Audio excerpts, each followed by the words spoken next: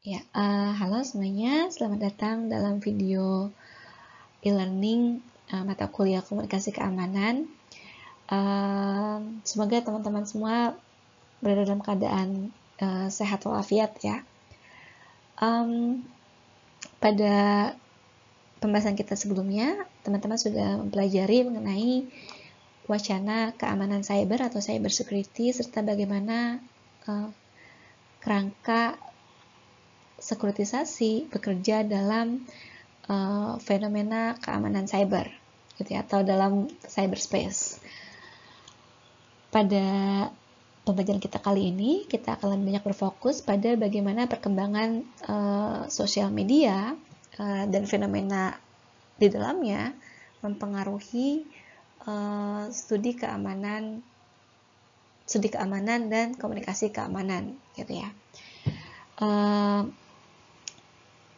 Namun sebelum kita berbicara mengenai fenomena sosial media dalam studi keamanan, terlebih dahulu kita akan banyak membahas mengenai logika sosial media itu sendiri, gitu ya.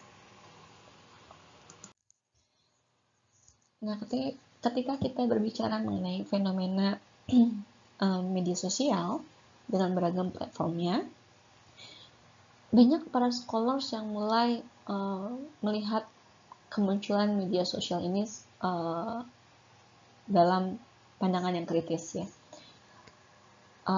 Beberapa di antaranya mulai menaruh perhatian pada bagaimana media sosial ini mampu menjaga kredibilitasnya untuk bisa menjaga kerahasiaan data dari para penggunanya atau data privacy. Selain juga beberapa scholars melihat sejauh mana sih media sosial dapat kita anggap netral, sejauh mana atau mulai mempertanyakan apakah iya media sosial ini independen gitu ya, apakah iya algoritma ini benar-benar objektif gitu. Beberapa scholars lainnya juga mulai melihat adanya relasi kuasa yang bekerja di balik perancangan algoritma ini gitu ya, dan sejauh mana pengguna bisa mengadvokasi dirinya ketika terjadi data breach gitu ya, atau penyalahgunaan data. Kemudian juga di sisi lain dengan bermunculannya beragam hoax gitu ya, berita-berita dan informasi-informasi yang menyesatkan hampir terjadi di seluruh dunia gitu ya, tidak terkecuali juga Indonesia.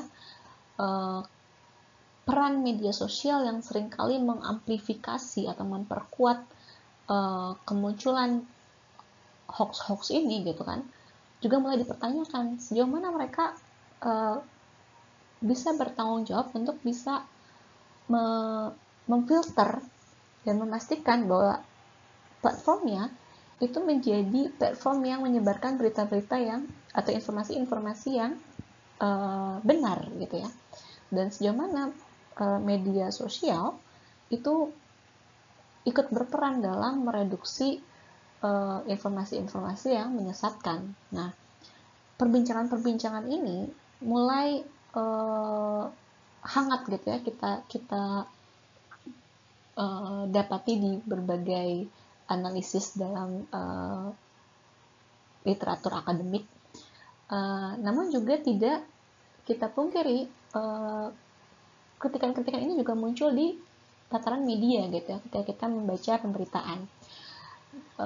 Tiga fenomena yang cukup menarik gitu ya, dan cukup fenomenal karena besar kasusnya, itu bisa kita amati pada tiga headline ini gitu ya. Pertama, headline ini saya ambil dari berita The Guardian di tahun 2018. Ini salah satu berita yang cukup fenomenal, di mana Facebook dianggap tidak bertanggung jawab untuk bisa menjaga privasi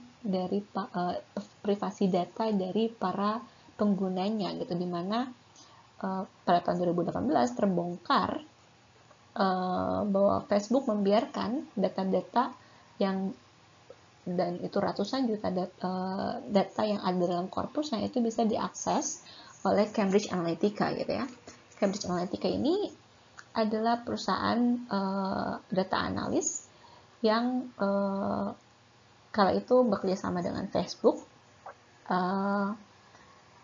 Namun mereka juga punya dua klien gitu ya. Dua klien utama mereka adalah yang satu adalah tim kampanye Donald Trump dalam pemilu AS di tahun 2014, dan satu lagi adalah tim kampanye pemenangan Brexit dalam referendum Inggris gitu ya.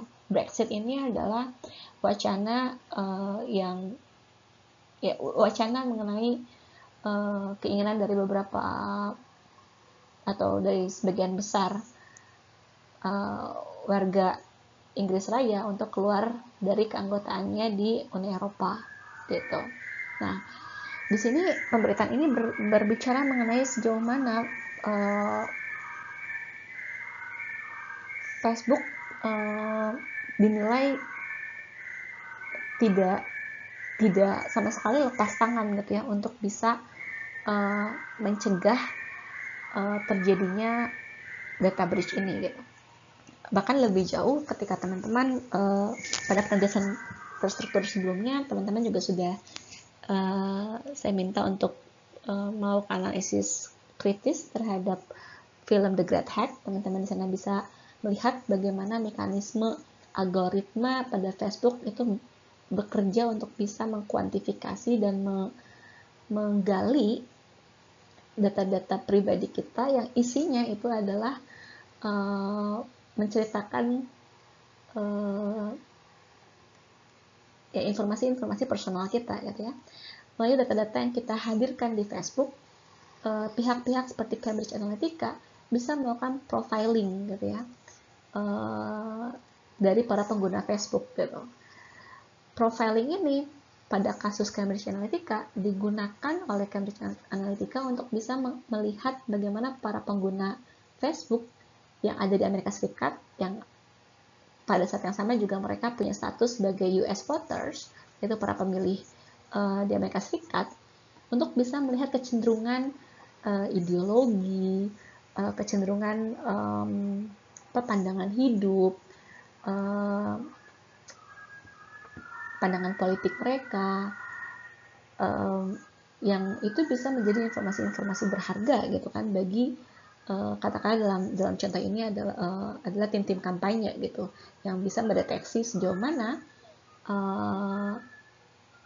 atau di area mana saja bahkan orang-orang yang konservatif yang akan memiliki kecenderungan untuk memilih Trump dari Partai Republik dengan berbagai nilai-nilai yang dipromosikan itu bisa memiliki potensi untuk memilih Trump gitu ya. Artinya di sini ada mekanisme di mana algoritma bekerja untuk bisa mendekatkan konten-konten spesifik pada audiens yang sudah tertargetkan gitu ya. Dan bagaimana juga bisa melakukan black campaigns terhadap lawan politiknya gitu ya, di mana orang-orang yang anti dengan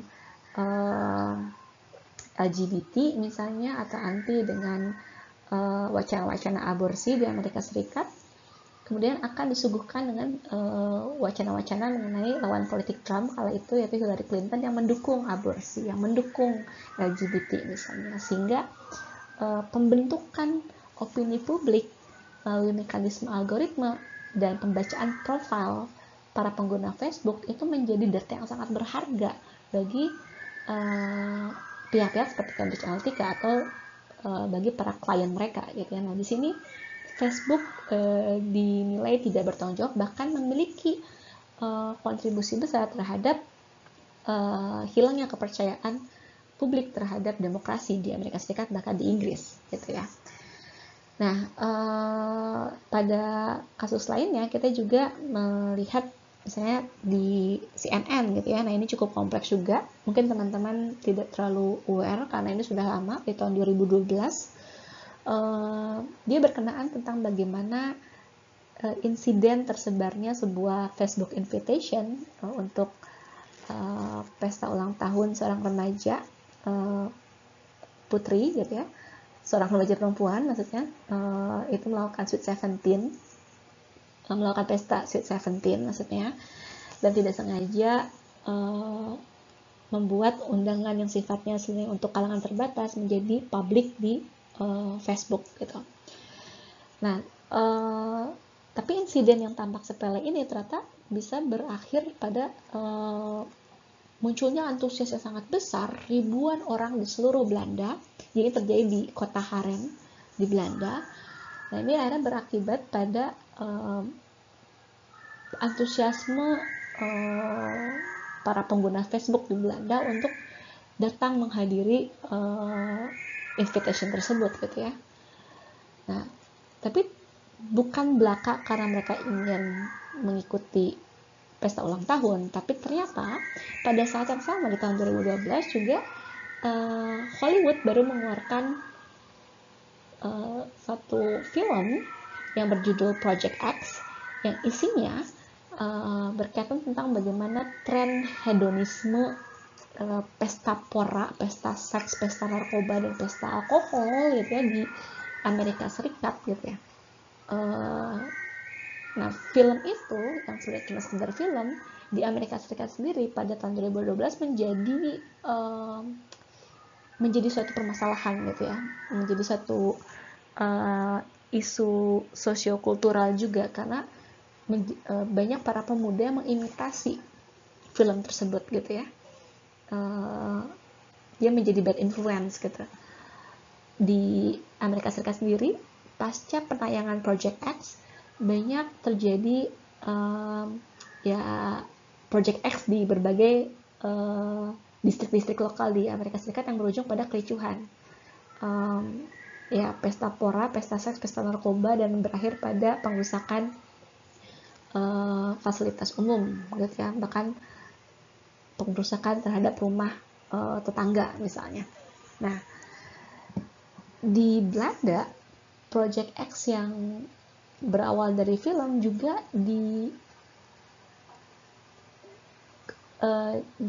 disikapi oleh para pemuda di Belanda untuk diimitasi juga gitu. Nah, sehingga insiden tersebarnya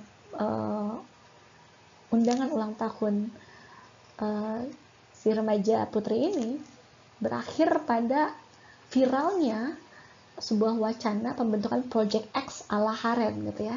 Jadi berbagai spanduk, iklan-iklan medsos gitu ya, dan t-shirt kemudian bertebaran tentang Project X Haren gitu ya, tentang adanya undangan Facebook invitation untuk menghadiri Project X ala atau pesta Haren ala Project X gitu ya. Sehingga berakibat pada berbondong-bondongnya ribuan orang, para pemuda yang ingin mengimitasi Project X ya, pesta pora, seks, dan pesta narkoba dan alkohol gitu di Haren gitu ya. Ekspektasi mereka dari adanya invitation yang viral tersebut adalah demikian. Begitu remaja ini menyadari bahwa undangan ini viral, terus terjadi kesalahan, dia meng-cancel tentunya. Tapi ternyata itu tidak membuat malapetaka tercancel juga gitu, karena di sini kita melihat jalan kelindan yang cukup kompleks karena viralnya berita mengenai Project X Haren diamplifikasi, diberitakan oleh media massa mainstream di Belanda kala itu, oleh media nasional gitu ya, pemberitaan televisi nasional, sehingga yang awalnya hanya viral di media sosial menjadi viral di seluruh negeri di Belanda gitu. Nah, singkat cerita, insiden Facebook invitation ini berakhir pada kerusuhan di kota Mayhem, terutama di area atau di jalan di mana lokasi rumah si remaja tersebut berada. Nah, di sini banyak para pengamat sosial yang melihat adanya jalan kelindan bagaimana media sosial bisa membentuk perilaku individu, kelompok, dan tatanan sosial yang diperkuat oleh Hollywood yang membentuk tren atau budaya pop gitu ya, budaya populer. Dan kita juga melihat bagaimana isu ini juga merepresentasikan bagaimana sosial media ikut ikut mempengaruhi dan bahkan membentuk perilaku dari media massa yang notabene ada jauh sebelumnya gitu, dan memiliki logika sendiri tentunya. Toh kita melihat kecenderungan bagaimana ya, itu juga kita lihat di Indonesia, bagaimana media-media massa kita juga sudah mulai menjadikan konten-konten pemberitaan yang viral di media sosial itu diangkat di pemberitaan media massa gitu ya. Nah, kemudian terakhir juga ini terkait pada pemberitaan mengenai tersebarnya pemberitaan video-video hoax gitu ya, yang misleading, yang misinformasi, yang menyesatkan gitu. Terjadi di bulan November kemarin, tahun 2020 ini ya. Jadi di Amerika Serikat, bulan November kemarin mereka baru saja menyelenggarakan pemilu AS gitu ya. Di mana Trump bersaing dengan Joe Biden, dan hasil pemungutan suara tersebut berakhir dengan kemenangan Joe Biden dan Kamala Harris gitu. Tapi dari pihak Donald Trump tidak bisa menerima kekalahan tersebut, dan bukan hanya sekedar bukan sekedar melakukan gugatan melalui jalur hukum, tapi juga menyebarkan video-video berisi pemberitaan mengenai kemenangan Donald Trump terkait pemilu terakhir ini gitu ya. Jadi tersebar video di kalangan para pendukung Trump tentang hasil penghitungan suara yang memenangkan Donald Trump. Dan itu bukan hanya viral, tapi juga seperti bola salju gitu ya, jadi teramplifikasi berkali-kali gitu. Dan itu juga terjadi karena peranan media massa, salah satunya Fox yang juga ikut menyatakan pada awal-awal menyatakan kemenangan Trump gitu ya. Dan di sini video-video berisi informasi yang menyesatkan, data penghitungan suara yang salah, itu cukup tersebar luas di YouTube gitu ya, dan sangat viral gitu. Sementara ketika dia disebarkan di Twitter dan Facebook, Twitter misalnya memiliki kebijakan sendiri ketika muncul video-video serupa, atau Instagram juga ya. Saya waktu itu lihat sendiri bagaimana ketika muncul video seperti itu yang berisi kemenangan Trump, ada notifikasi atau warning yang muncul dengan sendirinya terkait atau yang menyatakan bahwa konten ini berisi konten yang misinformation gitu ya, atau berisi data yang menyesatkan, berisi informasi yang perlu dicek akurasinya. Terus kemudian dia akan menghubungkan dengan link terhadap website yang valid, yang legitimate tentang hasil penghitungan suara dari pemilu AS gitu ya, memenangkan Joe Biden dan Kamala Harris. Sementara di YouTube, mekanisme itu pada awal-awal kemunculannya di bulan November kemarin itu nggak ada sama sekali gitu, sehingga mulai muncul banyak pertanyaan tentang sejauh mana sih YouTube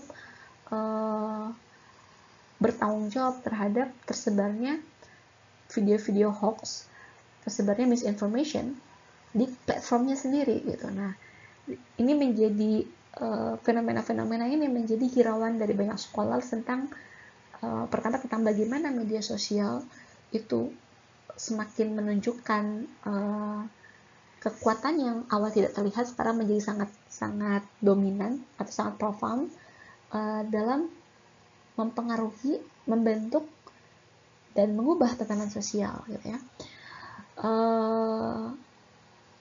Dan salah satu dari para scholar tersebut juga mulai melihat atau mulai ingin memeriksa lebih jauh tentang sejauh mana sih logika atau media sosial ini memiliki prinsip-prinsip yang bekerja gitu. Jadi dia ingin memeriksa, mengidentifikasi kekuatan dan strategi yang bekerja di balik media sosial gitu ya.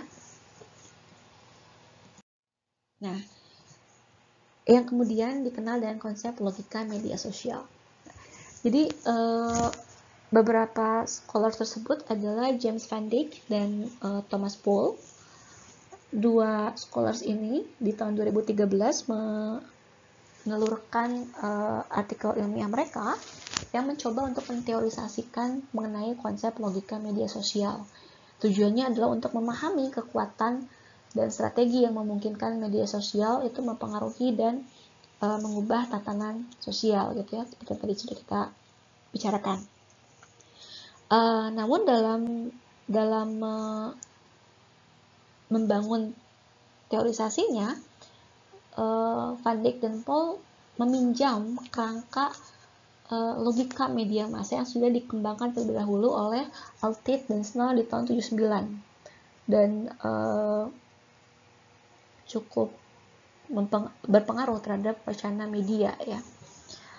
Di sini saya tidak akan banyak mengulang gitu ya, saya cuma sekedar mungkin merefresh dari apa yang mungkin sudah teman-teman pelajari gitu ya di ilmu komunikasi. Dan paling tidak terdapat 3 kerangka utama pada konsep logika media massa yang menjadi rujukan dari kedua scholars ini untuk bisa mengidentifikasi logika media sosial gitu ya. Yang pertama adalah logika media massa yang berkaitan dengan kemampuannya untuk bisa membingkai realita dalam sebuah rentetan acara-acara yang terprogram gitu ya. Di sini dia berkaitan dengan laju pemberitaan yang dinamis yang terus diperbaharui, yang disebut atau dikerangkai dengan konsep program flow gitu ya, yang fungsinya adalah untuk terus menjaga ketertarikan pemirsa untuk senantiasa ada di atau stay tune di di outletnya gitu ya. Untuk bisa menjaga kesetiaan pemirsa tersebut, di sini terdapat logika yang dominan yang bermain dan mendominasi mekanisme pemilihan berita gitu ya. Menurut Altier dan Snow, logika ini dapat diidentifikasi dari dominannya rasionalitas pergantian dan naik turunnya rating program dalam mendikte bagaimana pemilihan berita dilakukan gitu ya, atau dalam mendikte mekanisme pemilihan berita gitu. Nah, kemudian pada kerangka logika yang kedua adalah berkaitan dengan kemampuan media massa untuk merepresentasikan dirinya sebagai platform yang netral, yang bisa secara adil menyampaikan suara dan opini publik yang berbeda gitu ya, secara seimbang.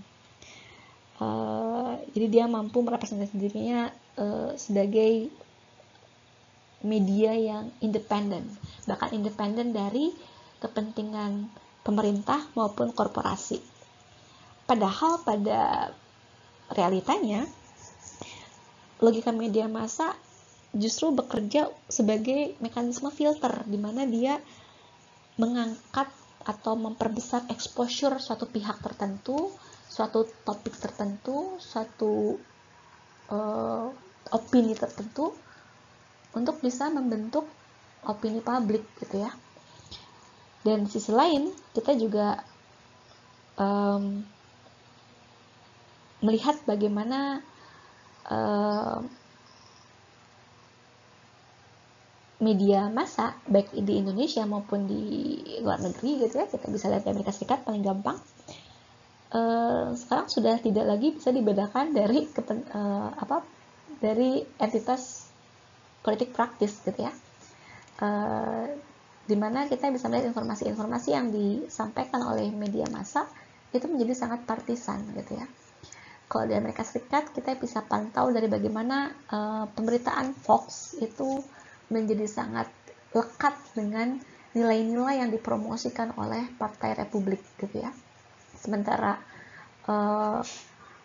media massa CNN misalnya, dia sangat lekat dengan nilai-nilai dan agenda-agenda yang dipromosikan oleh Partai Demokrat gitu. Dan kita juga bisa melihat padanan isu tersebut di Indonesia ya, meskipun tidak akan saya banyak bahas di sini.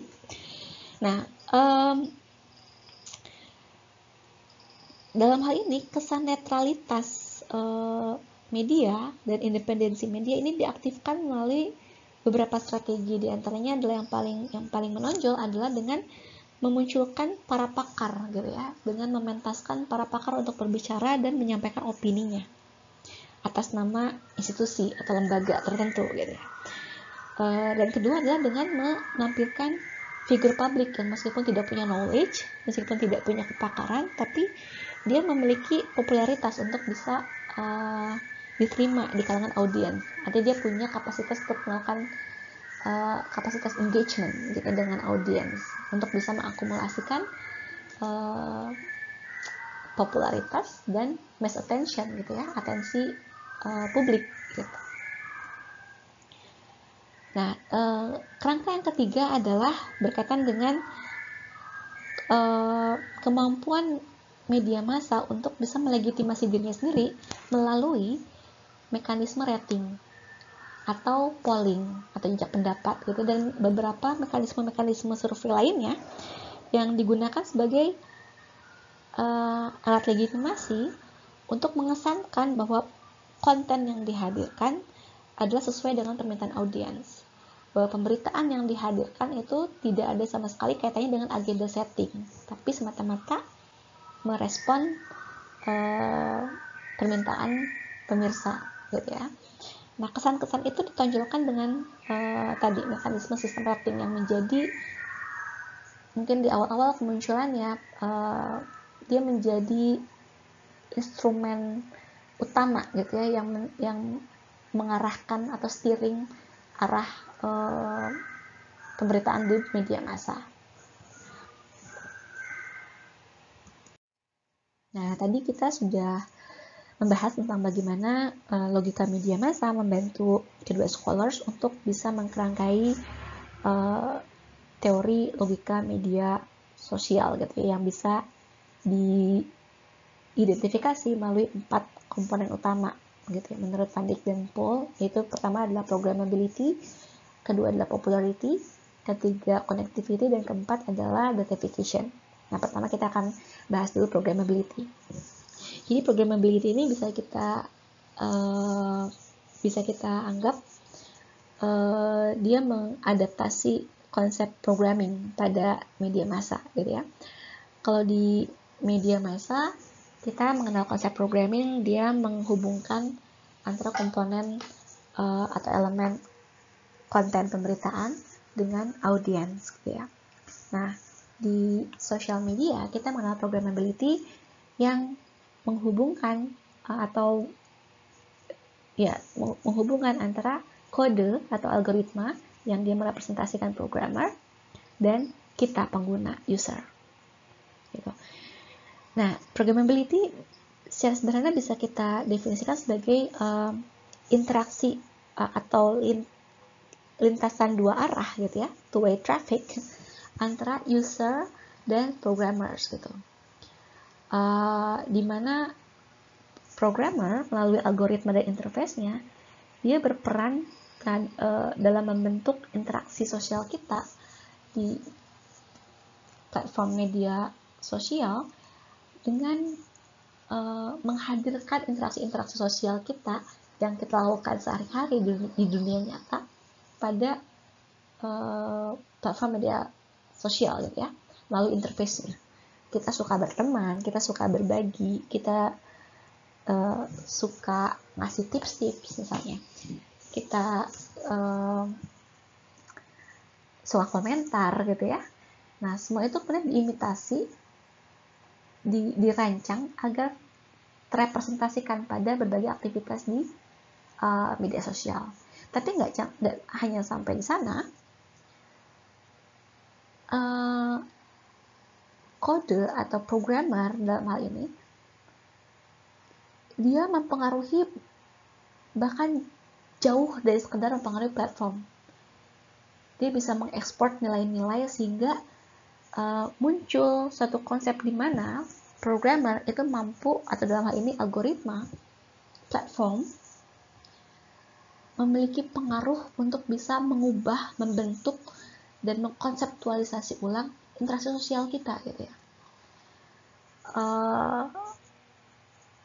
keberadaan status, misalnya ketika pertama kali Facebook diperkenalkan,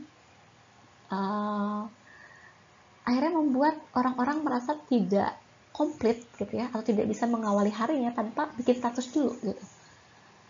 Kalau sekarang Instagram yang paling populer misalnya, atau Twitter gitu ya, di dunia nyata orang mungkin bisa sangat introvert gitu, tapi dia bisa sangat vokal, bahkan sangat provokatif gitu ya, ketika dia ada di media sosial misalnya. Bahkan keberadaan media sosial seperti Twitter gitu ya, mengubah bentuk diplomasi gitu. Kalau misalnya teman-teman berdiskusi sama anak HI gitu ya, atau teman-teman misalnya melihat bagaimana kecenderungan dulu seorang presiden hanya menginformasikan berbagai agenda yang mau diinformasikan kepada publik gitu ya, itu melalui press conference misalnya, atau melalui pengumuman resmi gitu ya di White House misalnya gitu ya. Tapi sekarang kita melihat munculnya Trump dengan Twitternya itu mengubah 100% praktik-praktik bertata negara gitu ya, praktik-praktik kepresidenan gitu ya. Sekarang opini seorang kepala negara mengenai kepala negara lain tidak harus kita amati dari notulensi pertemuan antara pertemuan diplomatik gitu ya, atau misalnya pertemuan antara dua kepala negara misalnya. Tapi bisa kita langsung amati dari bagaimana komentar Trump terhadap Kim Jong Un misalnya, atau bagaimana komentar Trump terhadap Perdana Menteri Boris Johnson misalnya. Dan sekarang kita bisa amati secara real time, bahkan tanpa filter gitu ya. Dan sekarang opini presiden di Twitter itu bisa dianggap sebagai presidensial gitu ya. Nah, atau kita juga bisa amati bagaimana bagaimana interface yang merupakan rancangan dari berbagai algoritma gitu yang dirancang oleh programmer dalam munculnya like gitu ya, dengan munculnya mekanisme friending misalnya gitu ya, hashtag dan lain-lain. Interface itu kemudian juga mempengaruhi perilaku kita. Contohnya yang paling gampang di Instagram itu ada fitur scene,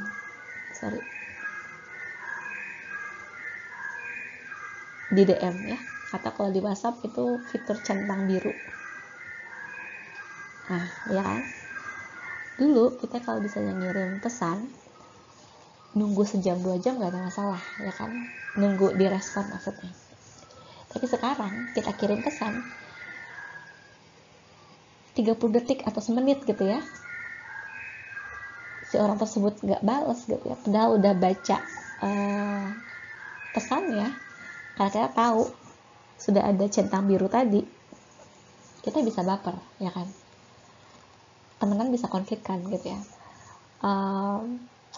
Kita kirim DM gitu ya, kekecengan misalnya, terus ternyata cuma di scene aja, cuma dilihat aja, nggak direspon, kita baper gitu ya. Nah, di sini kita melihat bagaimana interface sesederhana centang biru, sesederhana scene gitu ya, itu bahkan bukan cuma sekedar mengkuantifikasi interaksi kita di media sosial, tapi dia bahkan mengekspor suatu nilai-nilai tertentu keluar platformnya dan mendikte atau mungkin paling tidak mempengaruhi perilaku kita sebagai individu. Nah, tapi di sisi lain programmability juga berbicara tentang bagaimana user itu juga punya kapasitas untuk mempengaruhi platform gitu ya, yang kemudian dikerangkai oleh konsep human agency. Nah, pengguna punya kapasitas untuk bisa mempengaruhi platform pertama dengan melalui kontribusi konten gitu ya, dengan memberikan konten pada platform media sosial tersebut, user jelas memberikan pengaruh terhadap platform tersebut dengan mempengaruhi arus informasi, mempengaruhi social traffic gitu ya, kalau kita kenal dalam bahasa medsos gitu ya. Interaksi kita, liking, friending, favoriting, recommending, hitting button gitu ya, like, subscribe, terus ngeklik lonceng gitu ya, semua itu menjadi data traffic gitu ya. Dan di sisi lain, pengaruh user juga berperan atau dapat kita amati pada kemampuannya untuk bisa menolak melakukan instruksi atau protokol yang sudah terkodifikasi gitu ya. Human agency ini berkaitan dengan kapasitas manusia untuk mengambil tindakan, memutuskan, jadi making decision gitu ya, atau ya mengubah sesuatu. Nah di sini kapasitas kita sebagai user itu juga bisa kita tunjukkan dengan kita nggak ngikutin instruksi yang diminta gitu ya. Misalnya ketika Instagram mengeluarkan fitur baru gitu ya, dia menggantikan posisi social activity yang ditandai oleh icon love ini, diganti sama posisinya itu diganti sama fitur baru yang mempromosikan brand-brand lokal gitu ya di sekitar lokasi si pengguna gitu. Nah, saya misalnya contohnya sebagai user, saya nggak suka dengan fitur itu, dan selama saya menggunakan Instagram saya nggak akan pernah ngeklik, nggak akan pernah ngebuka, dan nggak akan pernah milih-milih gitu ya, nggak akan konten yang ada dalam fitur tersebut. Artinya saya berarti di dalam bahasa platform, keengganan saya untuk bisa mengklik fitur tersebut akan dibaca sebagai social traffic yang kosong atau sepi gitu ya. Nah, ketika diagregasi, ketika dilihat dalam kumpulan para pengguna yang skala besar gitu ya, kalau banyak para pengguna yang seperti saya tadi nggak suka dengan fitur itu karena udah oke gitu ya, social activity, udah suka dengan social activity, malah diganti gitu ya. Dan sekarang hampir semua kita nggak punya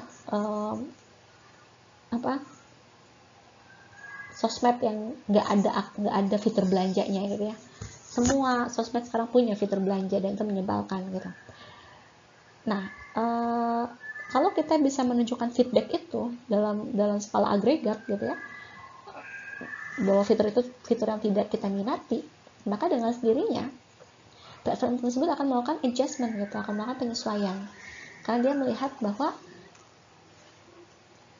minimnya minat user untuk bisa menggunakan fitur tersebut itu berimplikasi buruk terhadap data traffic, dan juga akan berimplikasi buruk untuk bisa mendatangkan misalnya pengiklan gitu ya, atau pihak yang bisa menggunakan data tersebut gitu. Dengan sendirinya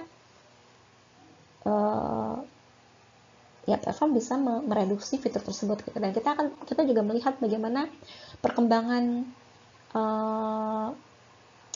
sosmed yang kita suka gunakan gitu ya, bagaimana dia berkembang gitu, dari yang awalnya ada fitur tertentu yang awalnya kita suka tapi ternyata nggak ada gitu sekarang gitu ya, atau sekarang muncul fitur yang lebih kita sukai gitu ya. Itu semua adalah mekanisme platform untuk bisa mengikuti selera dari penggunanya yang notabene adalah pasar gitu ya, untuk bisa mereka jadikan sebagai komoditas.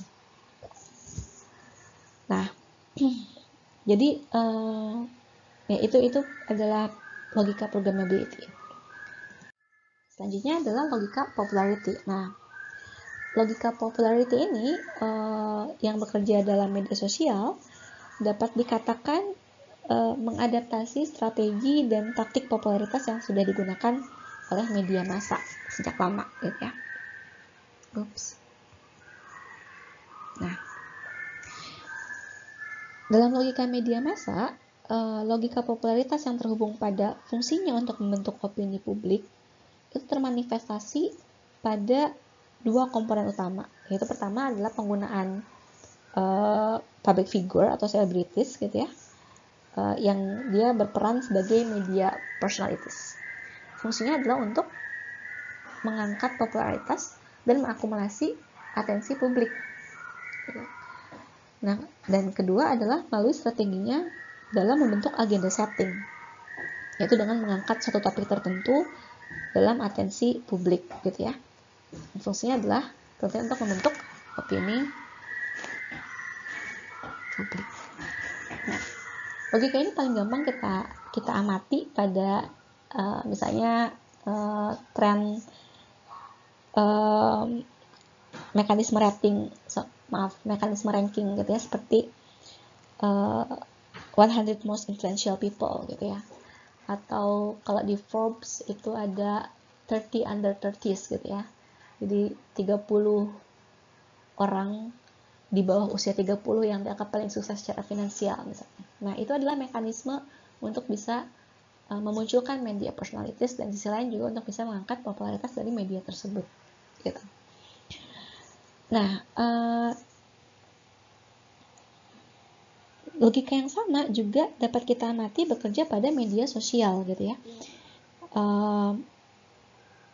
di mana setiap platform medsos itu memiliki fitur untuk menangkap dan mengkuantifikasi, ingat, mengkuantifikasi popularitas pengguna serta mengangkat topik menjadi satu trending atau yang kita kenal dengan trending topik gitu ya.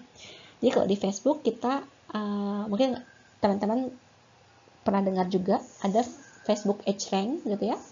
Ini salah satunya mekanismenya, yang dia menghitung visibilitas dari newsfeed itu dari interest di webpage, interest di page gitu ya, artinya dengan jumlah klik like, juga dengan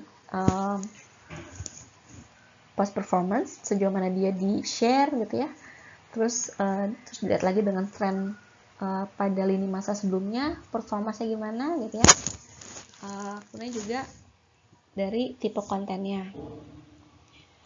Sementara kalau di Twitter kita kenal trending topik gitu ya, kita langsung tahu ketika topik itu dia nggak viral gitu ya. Nah, itu adalah mekanisme untuk bisa mengangkat suatu topik, dia mendorong visibilitas topik tertentu atau user tertentu, tapi sembari juga mendevaluasi yang lain gitu. Kalau di Instagram itu ada trust score, Instagram trust score. Hanya selain dari penggunaan mekanisme ranking yang ada pada masing-masing platform, ada juga beberapa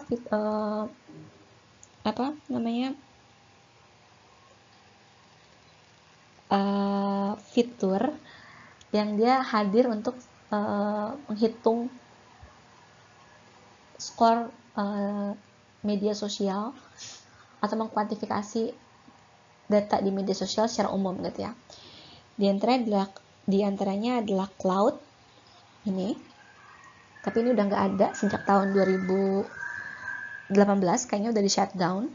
Jadi Cloud ini adalah social media scoring gitu ya. Dia menghubungkan tautan dari user dengan sosmed-sosmed tertentu gitu ya. Terus dia menghitung seberapa influensial si user tersebut gitu ya pada masing-masing sosmed. Jadi dia menghitung lewat keywordnya, lewat topiknya gitu. Dan sejauh mana si user, misalnya saya gitu ya, itu paling align, keywords mana yang paling merepresentasikan saya di sosial media gitu ya. Termasuk juga itu di kalau saya punya website atau di blog-blog gitu ya. Terus juga ada yang disebut dengan Basumo. Ini juga salah satu instrumen untuk bisa melihat atau meranking skor kita sebagai pengguna di media sosial gitu. Jadi ada Hootsuite, terus juga Empire Crowd. Nah, ini semua adalah social media atau online metric gitu ya, yang fungsinya adalah untuk bisa memunculkan popularitas dan mengangkat visibilitas dari user maupun topik tertentu. Tapi kita juga perlu ingat bahwa dalam media sosial ini atau dalam logika media sosial, popularitas ini selalu terkondisikan oleh algoritma dan juga oleh logika sosioekonomi gitu ya. Jadi like score misalnya itu secara otomatis diterjemahkan menjadi like ekonomi yang tentunya akan menarik entitas komersial atau korporasi, pihak pengiklan untuk beriklan di media sosial tersebut, di platform tersebut, atau menjadikan user tersebut menjadi influencer sebagai agen promosi gitu. Nah, konsep yang ketiga adalah connectivity. Jadi sejak awal kemunculannya di tahun 2000-an banyak platform-platform media sosial ini seperti Facebook gitu ya, Twitter, YouTube memang menjadikan connectivity sebagai tujuan utama mereka gitu ya, menghubungkan berbagai individu gitu di seluruh belahan dunia. Namun dalam perkembangannya Van Dijk dan Paul menekankan bahwa dalam sebuah ekosistem berjejaring, platform media sosial itu bukan saja berperan dalam memediasi berbagai aktivitas para user, tapi lebih jauh lagi, lebih signifikan lagi, ia justru menentukan dan mengarahkan bagaimana koneksi itu terbentuk. Jadi meskipun pada media sosial para users itu memang memiliki human agency, tapi dibandingkan dengan bagaimana platform mempengaruhi perilaku dan interaksi sosial penggunanya, terjadi ketimpangan relasi kuasa antara platform atau pemilik platform dengan users. Gitu. Nah, jadi berkaitan dengan connectivity ini, Van Dijk dan Paul menekankan bahwa meskipun konsep ini merekognisi peran social connection atau keterhubungan sosial, tapi ia tidak terlalu menonjolkan kekuatan agensi dari users, gitu ya.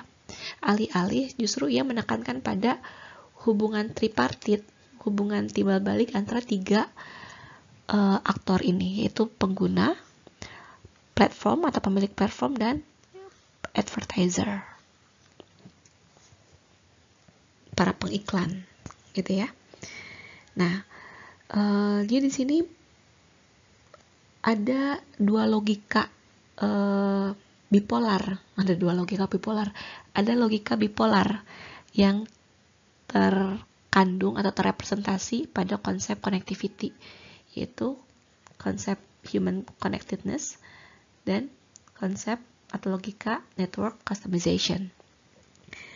Logika human connectedness itu berkaitan dengan jaringan hubungan sosial yang terikat secara longgar. Di sini maksudnya adalah media sosial memang memungkinkan keterhubungan antar individu, namun ia terspesialisasi gitu ya. Dia sudah mengalami personalisasi atau ya terspesialisasi oleh satu ketertarikan yang sama. Jadi oleh satu common interest gitu ya.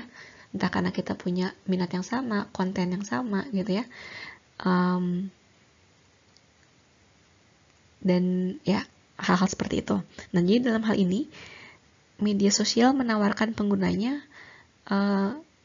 satu ruang otoritas untuk bisa memilih sendiri dengan siapa yang ingin terhubung dan berkomunikasi gitu ya, serta memungkinkan individu untuk bisa membuat jaringan sosial atau komunitas mereka sendiri gitu, atau yang disebut juga dengan istilah customized social network.